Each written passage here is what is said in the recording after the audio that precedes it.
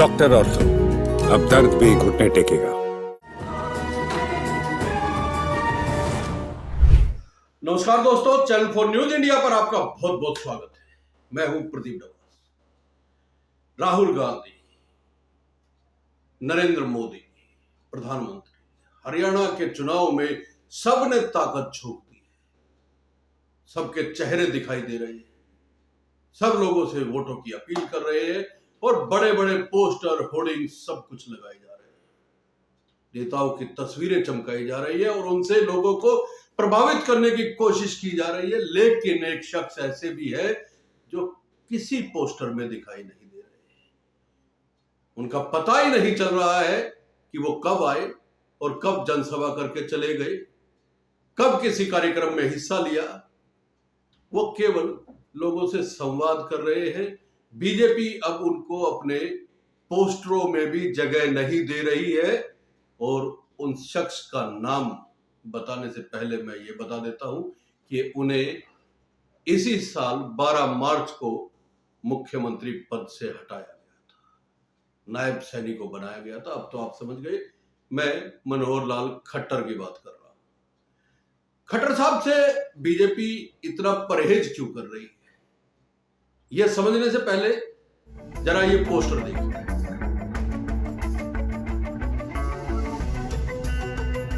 अब ये दूसरा पोस्टर देखिए।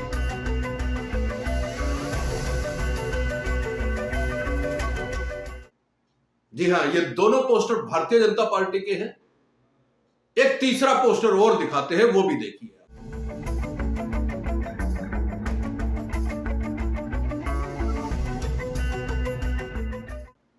देखा दोस्तों, किसी पोस्टर में मनोहर लाल खट्टर को जगह नहीं मिल पा रही है।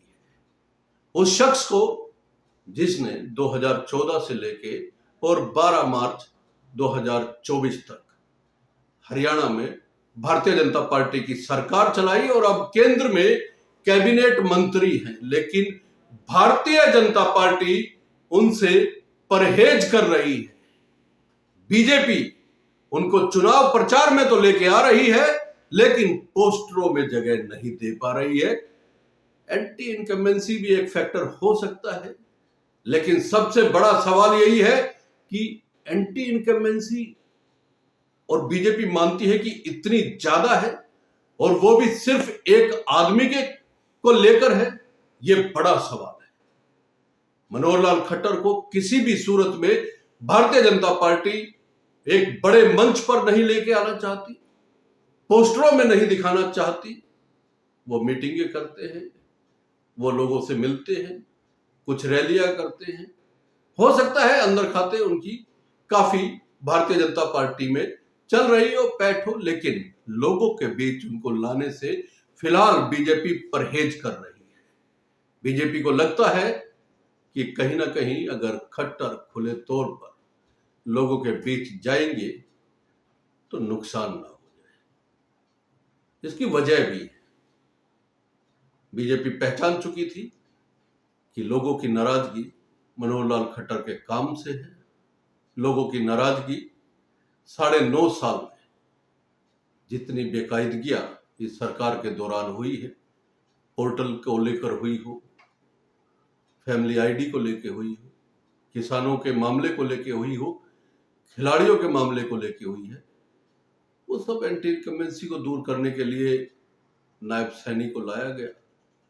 खुद प्रधानमंत्री नरेंद्र मोदी कहते हैं कि नायब सैनी का कद उन लोगों से भी बड़ा है जिनका कद पार्टी में पहले से बड़ा था। इसका अर्थ समझने की कोशिश कीजिए कि खुद प्रधानमंत्री चाहते हैं कि नायब सिंह सैनी का ही चेहरा आगे रहे, लेकिन किसी का चेहरा आगे करने के लिए किसी का चेहरा छुपाने की जरूरत तो शायद कभी नहीं होती है, खासकर उस आदमी का चेहरा जो 9.5 साल तक हरियाणा का मुख्यमंत्री रहा हो और मात्र कुछ महीने पहले विधानसभा चुनाव से उसको हटा दिया जाता है।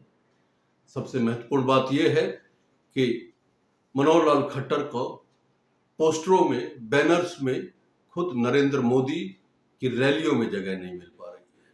ये बड़ा सवाल है, ऐसी स्थिति क्यों बनी है। दोस्तों, एक किस्सा मैं सुनाता हूं।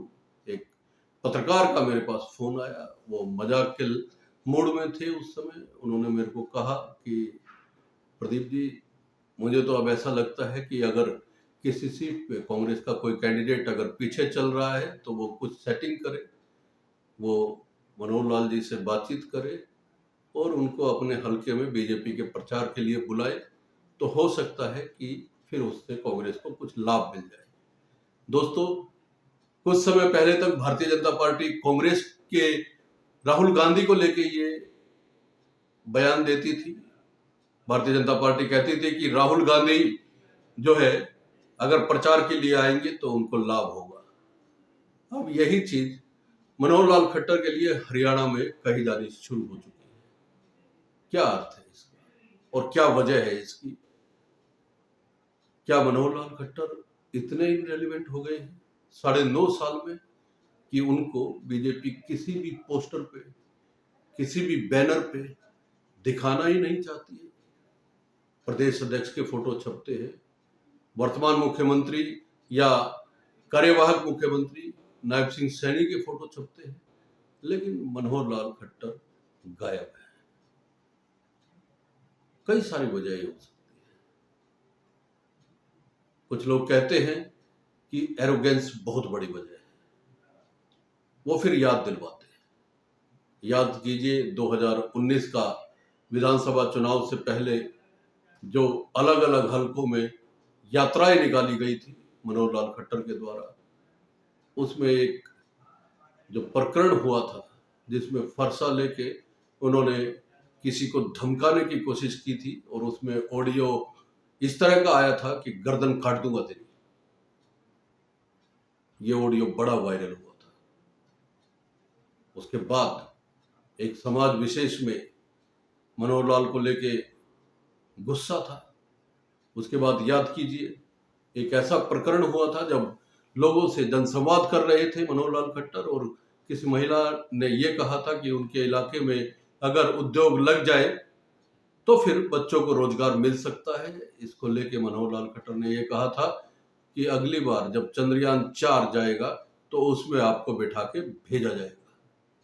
इस तरह के कई प्रकरण हैं जिसके बाद बीजेपी को यह लगने लगा था कि एंटी इनकम्बेंसी तो है ही है, इनके बयानबाजियों से लेकर भी लोगों में काफी दिक्कतें हो सकती है, नाराजगी हो सकती है। अब ताजा प्रकरण आपको बताते हैं। हिसार में कार्यकर्ताओं के साथ संवाद चल रहा था। मनोहर लाल जी वहां मौजूद थे और एक कार्यकर्ता ने यह कहा कि बीजेपी भले ही तीसरी बार सत्ता में आ जाए, लेकिन हिसार से आपके मौजूदा विधायक चुनाव हार रहे हैं। कायदे से तो ये एक ऐसी चीज है, जब कैमरे ऑन होते हैं तो नेता रिएक्ट नहीं करते हैं, वो बात सुनते हैं और सामने वाले को समझाने की कोशिश करते हैं। लेकिन यहाँ समझाना बुझाना तो दूर की बात है, उस आदमी को बाहर निकाल दिया गया और मनोहर लाल जी कहते हैं कि इसकी हिम्मत कैसे हुई। आप खुद देखिए इस पूरे प्रकरण को।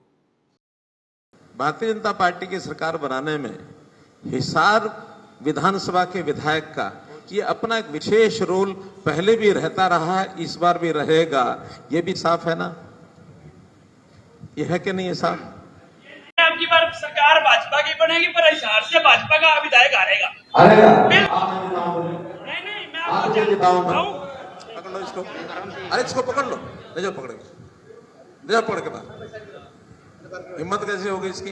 हिम्मत किसी? अरे पकड़ के ले जाओ इसको बाहर।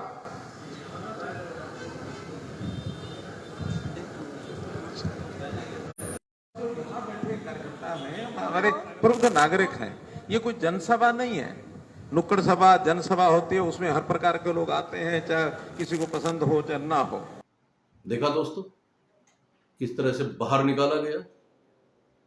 अब भारतीय जनता पार्टी के लिए ये एक ऐसी स्थिति हो गई है कि मनोहर लाल खट्टर को किस तरह से समझाया जाए। मंडी से सांसद कंगना रनौत जब किसानों को लेकर बयान देती है तो बीजेपी पल्ला झाड़ लेती है। भारतीय जनता पार्टी ये कहती है कि ये उनका पार्टी से कोई लेना देना ही नहीं है, उनके अपने व्यक्तिगत विचार है।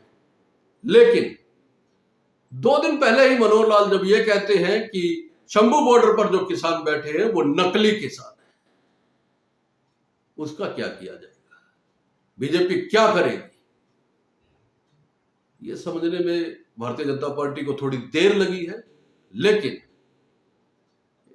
एक मजाक में कहावत होती है कि किस तरह से संभालेंगे। जब अपने ही इस तरह की चीजें करने लग जाते हैं तो फिर कैसे चीजें संभलेंगी?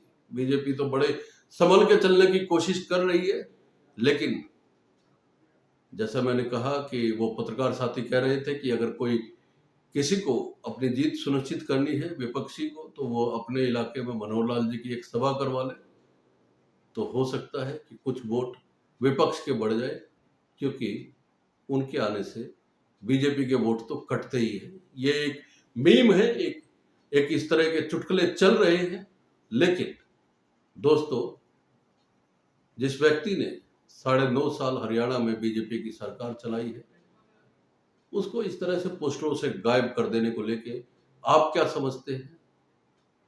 कमेंट जरूर कीजिए, अपनी राय दीजिए और चैनल को लाइक कीजिए, शेयर कीजिए और सब्सक्राइब करना ना भूलें। बहुत बहुत धन्यवाद। नमस्कार।